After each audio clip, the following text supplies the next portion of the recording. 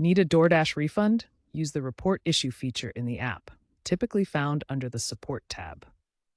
Do this within 24 to 48 hours of your order. Common reasons include order not delivered, wrong item, or poor quality. Provide clear evidence like photos or detailed order issues. If your claim is eligible, you'll usually get a credit to your DoorDash balance immediately. Keep an eye out. DoorDash's AI aims to resolve issues faster, reducing refund processing times by 25% since 2023. Refund timelines vary by situation. For clear-cut issues, expect instant credits applied to your DoorDash balance. Cases requiring review typically take 1 to 3 business days.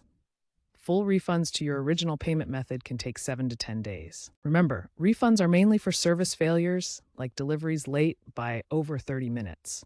Subjective issues, such as food taste, usually don't qualify. Pro tip, if your initial refund request is denied, escalate via live chat or email for a higher chance of success. Always document all your interactions. Also, be aware that refund policies can vary by region, with places like California having stricter consumer protection laws.